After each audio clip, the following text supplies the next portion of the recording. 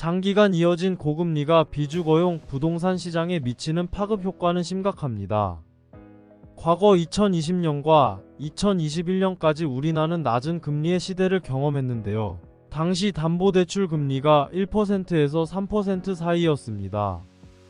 이러한 저금리 환경은 상가, 오피스텔, 지식산업센터와 같은 부동산에 대한 높은 레버리지 투자를 가능하게 해주었지만 금리가 6%에서 7%로 급등하면서 상황이 달라졌습니다. 이제는 높은 대출 금리로 인해 투자가 불가능한 구조가 되었고 오히려 손해를 보는 상황이 발생하고 있습니다.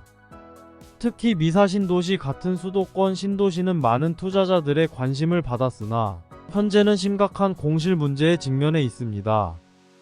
금리가 낮았던 2019년과 2020년에 준공된 건물들조차 계속해서 비어 있으며 상가가 공실 상태이면서도 발생하는 관리비는 투자자 부담으로 남게 됩니다. 통상적으로 상가 구매 시 약 80% 정도를 대출로 조달하는데 예를 들어 5억 원짜리 상가를 구입했다면 대부분 4억 원 정도를 대출받는 경우가 많습니다. 2020년경에는 3%의 금리로 월 100만원 정도의 이자를 지출했겠지만 2024년 현재 6% 이상의 금리에서는 월 이자가 200만원을 넘어서는 상황입니다. 세입자가 있다면 월세로 이자 부담을 일부 해소할 수 있겠지만 공실 상태에서는 투자자가 모든 비용을 감당해야 합니다. 이런 상황에서 경제적 여력이 부족한 투자자들은 결국 부동산을 매도해야 하지만 최근에는 상가나 지식산업센터의 매수자가 부족하여 가격을 크게 낮추어야만 합니다. 팔리지 않는 경우 경매를 통해 반값 이하로 매도해야 하는 상황도 발생할 수 있습니다. 신도시 상가 투자가 잘못될 경우 이는 노후를 위협하는 심각한 문제로 이어질 수 있습니다. 상가에 투자한 대다수의 사람들은 은퇴자들로 그들은 대부분 평생 모은 돈이나 퇴직금을 사용해 노후를 편안하게 보내기 위한 목적으로 상가나 지식산업센터에 투자를 결정했습니다. 일반적으로 이들은 시행사나 분양사로부터 제공되는 유리한 정보에 주로 접근하며 이 정보들은 종종 투자 결정을 촉진시키는 역할을 합니다. 하지만 이들 정보는 종종 불리한 사실이나 위험성을 소개하지 않는 경우가 많습니다. 이는 물건을 파는 사람이 그 물건의 단점을 본능적으로 감추려는 행태와 유사합니다. 특히 부동산에 대한 경험이 부족한 투자자들은 신도시 상가의 위험성을 제대로 파악하기 어려울 수 있습니다. 많은 사람들이 신도시가 인구 유입과 안정화의 시간이 필요하다는 점을 간과하고 아직 완전히 개발되지 않은 지역에 투자하여 빠른 수익을 기대합니다. 그러나 현실은 예상과 다르게 흘러가는 경우가 많습니다. 예를 들어 지하철 5호선 미사역 주변의 상가와 지식산업센터는 수년째 공실 문제를 겪고 있습니다. 분양 당시 미사신도시는 수익형 부동산으로서 매우 유망한 지역으로 평가받았습니다. 주변에 충분한 배후 수요가 있고 상권이 빠르게 활성화될 것이라는 기대감 속에 높은 투자 수익을 기대했었죠. 그러나 현실에서는 접근성이 좋은 대로변 1층 상가조차 공실로 남아 주인을 찾지 못하고 있습니다. 이 지역 상가 공실의 주된 원인은 과잉 공급입니다. 인구 대비 과도하게 많은 상가가 지어졌고 인근 주민들도 상가를 자주 이용하지 않는 상황입니다. 또한 미사지구 상가의 경우 분양 당시 높은 분양가가 논란이 되기도 했습니다. 그 결과 높은 분양가는 고가의 월세로 이어졌고 이는 장사가 되지 않는 상가의 세입자를 유치하는 데 큰 걸림돌이 되었습니다. 이러한 문제로 인해 미사지구 상가의 임대료는 제곱미터당 37,900원으로 경기도 평균인 제곱미터당 35,000원보다 높습니다. 이는 심지어 판교 지역의 제곱미터당 임대료 39,000원보다도 비싼 수치입니다. 이처럼 높은 임대료는 공실 문제를 더욱 가중시키며 투자자들에게 큰 부담으로 작용하고 있습니다. 신도시의 상가 공실 문제는 미사신 도시만의 고민이 아니라 전국 대부분의 신도시에서 비슷한 어려움을 겪고 있습니다.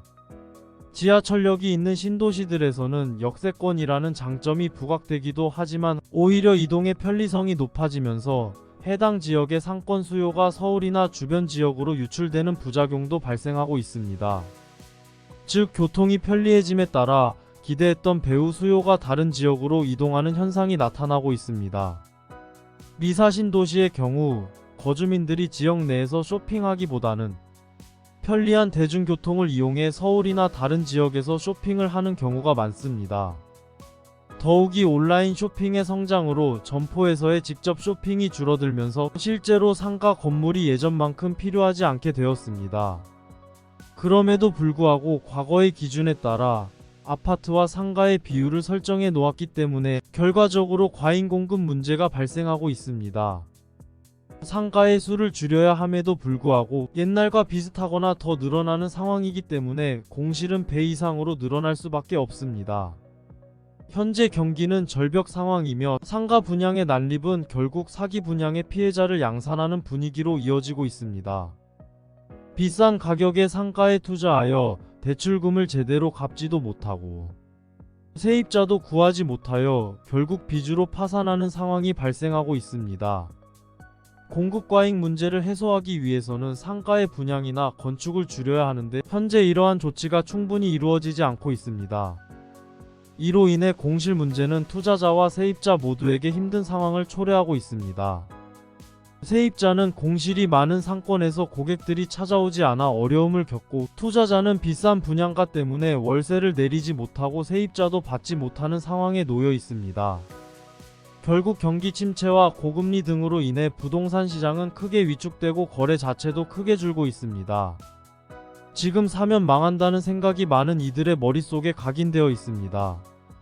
저금리 기조 전환 등 대내외적인 여건 변화가 있을 때 수도권 중심의 거래가 회복될 것으로 예상되지만 신규 공급이 많은 일부 경기 지역 등은 여전히 공실 문제가 우려되는 상황입니다. 이처럼 상가 투자의 리스크는 현재 매우 심각한 수준에 이르렀습니다. 과거와는 달리 지금의 투자자들은 높은 금리와 경기 침체라는 이중고를 겪으며 상가 부동산 시장의 불안정성을 체감하고 있습니다. 신도시 상가의 공실 문제는 단순히 지역적인 문제를 넘어 국가적 차원의 경제적 이슈로 부상하고 있으며 이는 부동산 시장 전체에 대한 신뢰 하락으로 이어질 위험성이 큽니다. 또한 상가 부동산 시장의 침체는 단지 시장의 공급 과잉 문제로 국한되지 않습니다. 이는 인구 동향의 변화, 소비자 행동의 변화, 그리고 기술 발전 등 여러 외부 요인에 의해 더욱 복잡해지고 있습니다. 온라인 쇼핑의 성장은 상가의 전통적 역할을 축소시켰고 이동의 편리성은 지역 상권을 약화시키는 요인으로 작용하고 있습니다. 이러한 다양한 요인들은 상가 투자의 미래에 대한 전망을 더욱 불투명하게 만들고 있습니다. 정부와 관련 기관은 이러한 문제에 대응하기 위해 적극적인 정책을 마련하고 실행에 옮겨야 할 필요가 있습니다. 예를 들어 과잉 공급을 해소하기 위한 규제 조정, 신도시 개발 시 상업지역의 계획을 보다 현실적으로 조정하고 지역 상권을 활성화할 수 있는 다양한 지원 정책을 고려해야 합니다. 또한 투자자 보호를 위한 철저한 정보 제공과 투명한 분양 과정이 보장되어야 하며 부동산 시장에 대한 신뢰를 회복하기 위한 장기적인 전략도 수립되어야 합니다. 결론적으로 상가 부동산 시장의 문제는 단기적인 해결책으로는 극복하기 어려운 구조적 문제입니다. 이에 대한 근본적인 해결을 위해서는 시장의 근본적인 변화를 이끌어낼 수 있는 대책과 전략이 요구됩니다. 투자자들 역시 시장의 변화와 리스크를 신중히 평가하고 장기적인 안목으로 접근하는 현명한 투자 결정이 필요할 시점입니다. 공급 과잉과 경기 침체라는 이중의 압박 속에서도 부동산 시장의 미래는 변화에 적응하고 혁신을 추구하는 노력에 의해 좌우될 것입니다.